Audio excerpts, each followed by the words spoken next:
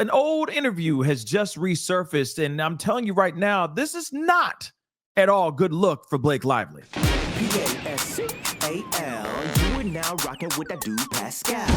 What's up, Blake Lively? Yeah, she got some explaining to do because there's been a lot of things that have been resurfacing as of late. Let's be real. There has been internet sleuths. Shout out to internet sleuths out here.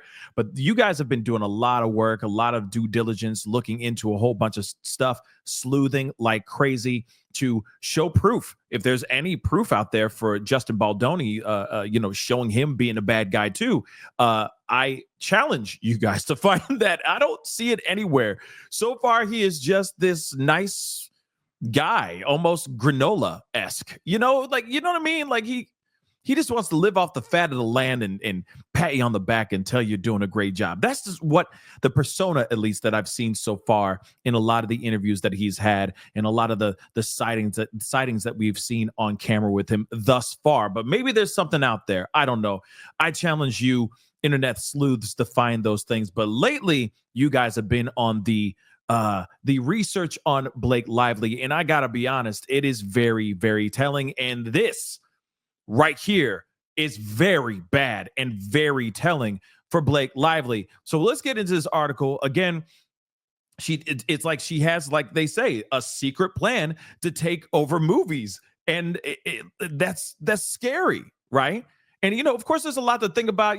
Let's not forget her husband is A-lister Ryan Reynolds. He's basically creating movies in his own way. He's able to rewrite stuff and do all kinds of stuff, be the showrunner, take over these movies like Deadpool, or at least Deadpool Wolverine, or Wolverine Deadpool. I don't know which way it is, but it was a good movie aside from the Justin Baldoni parody of the guy, the joke and everything. Didn't know about it at the time, enjoyed it at that moment. But when you finally see it later, you're like, oh my damn, really? You even had him riddled in bullets at the end. Holy cow. It's scary and crazy, to be completely honest, if that information in that theory is 100% true, right?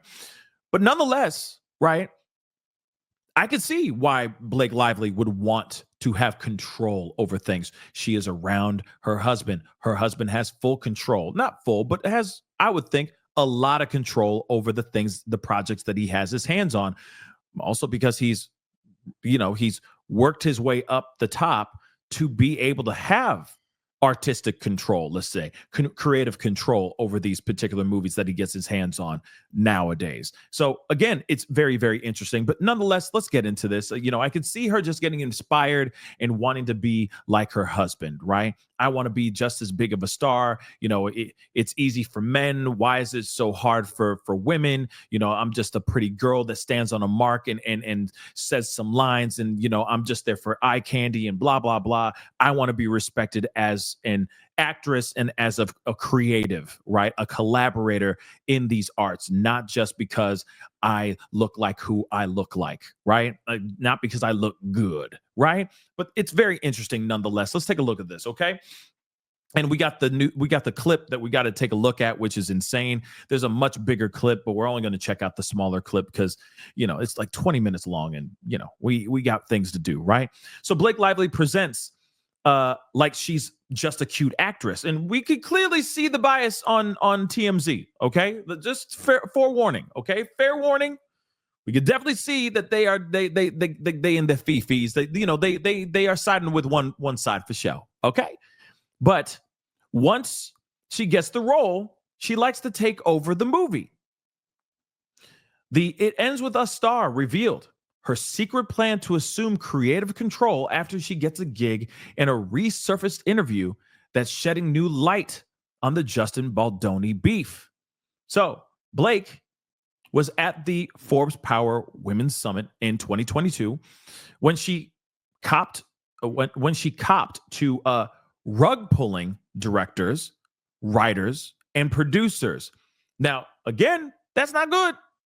That's not good. You're going to hear it for yourself, verbatim from her own mouth. And that's not a good look, right? At the end of the day. She says she's only fulfilled with acting when she can have a strong say in the script, story, character, and wardrobe. Now, isn't that interesting? Because it wasn't she wearing like Louis Vuitton, red bottom shoes and wearing designer clothing and in the movie when she's supposed to be a girl who just started her own little flower shop, right? Isn't it in Chicago? Wasn't it based in Chicago or something like that? Anyway, it doesn't matter, right? She's a small business owner getting started.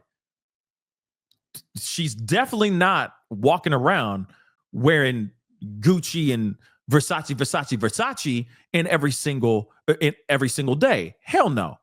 She's a small business owner.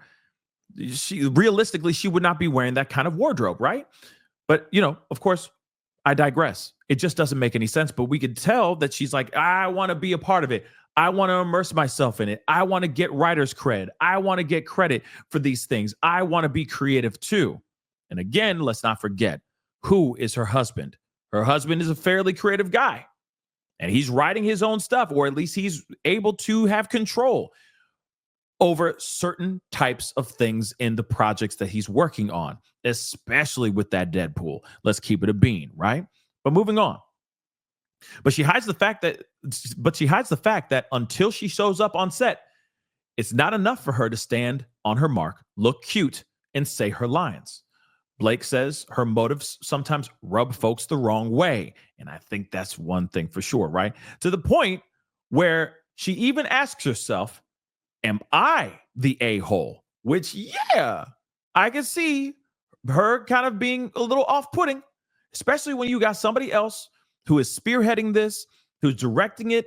He has his production company behind it. Sure, you're co-producing it, but at the same time, that's not part of your job. Your job is to co-produce and then act, and let this particular director be the creative, be the one to do what he needs to do, right?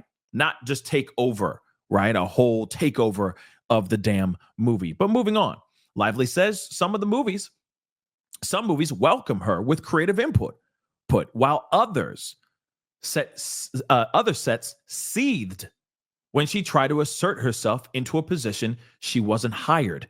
Now, again, yeah, it's like contractually, that's not your job.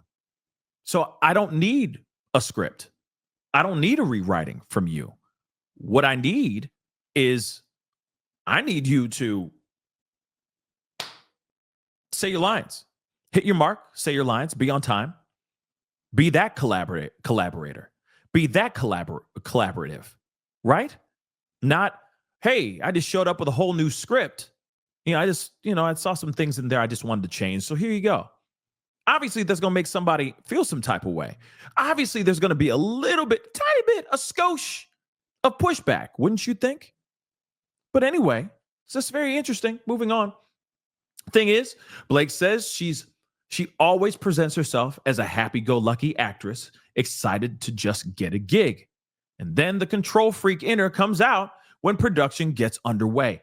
And I think that we're seeing that in this whole narrative, this whole fight between Justin Baldoni and Ryan Reynolds and Blake Lively. This is all happening in tandem, that they are working together to try to take down Justin Baldoni. And then, of course, you got to remember, this is Justin Baldoni trying to do his best so that he can get on too, right? He's not Ryan Reynolds level. He's still trying to cultivate some sort of successful career as a director or as an actor. It doesn't matter. He's trying to cultivate a career. And then you have Blake Lively. You have with her dragons, the Taylor Swifts and the Ryan Reynolds of the world. What do you think? What do you think Justin Baldoni is going to do? He's going to try to suck ass as much as he can, kiss up to her as much as she can, because he knows who she has in her corner. He knows exactly who is in her corner. Clearly, he has to abide by some sort of rules, because he doesn't want to get blacklisted solely because he just upset Ryan Reynolds' wife. That's the last thing you want to do. And then, of course, let's not forget Tay Swizzle out here. Shoot, he might anger her so much that she writes a song about him. And then next thing you know, he's blacklisted throughout the whole world. You know what I mean? These are very powerful people that can say things on their own platforms that could destroy this man's career, right?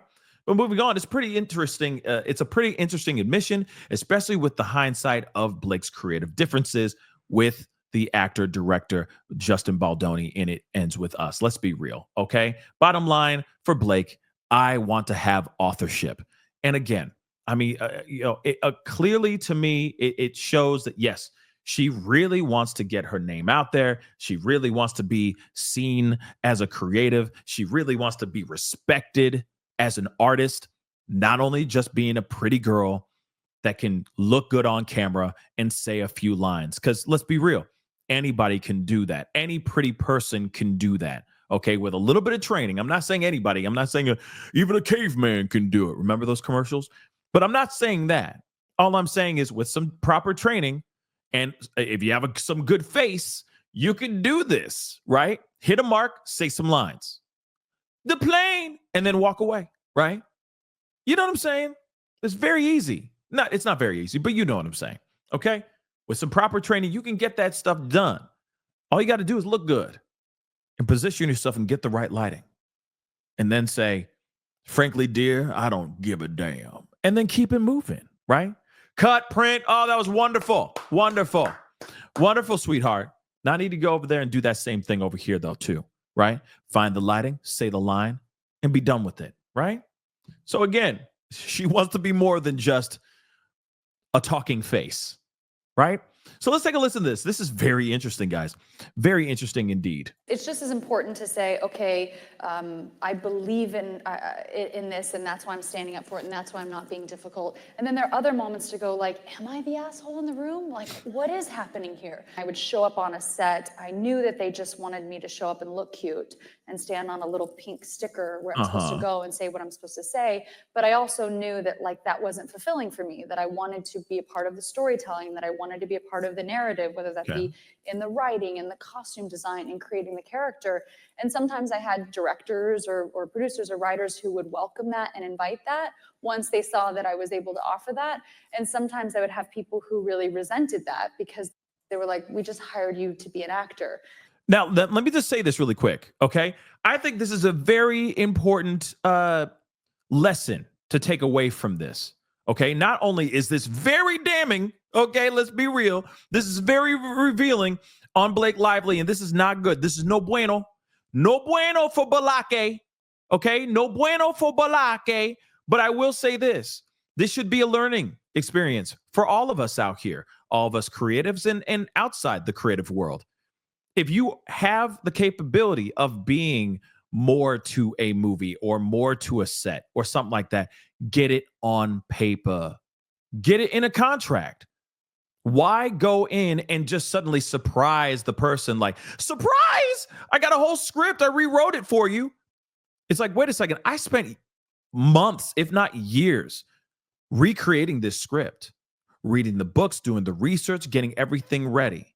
And then suddenly you walk in one day with a brand new scene for this movie saying, I think this will really help with the movie. Of course this is going to turn people off. Of course it's going to make people angry. Come on. It's common sense. Ain't it? So if your job is if you sign a contract and your contract says you are just an actress or you are an actress / producer of a movie, then you should expect to just be that. You can't strong arm somebody into letting you be the writer of the movie or a writer of a couple scenes. That's not how you get things done out here. Last I checked. But then again, we are talking about Hollywood. Hollywood is insane. Okay. But at the end of the day, if you are known to want to be more creative, get more opportunities to write and be a collaborative entity in a particular project, then you need to be looking after and looking out for those type of opportunities instead of just picking up the movies where you just stand on a little pink sticker and recite your lines.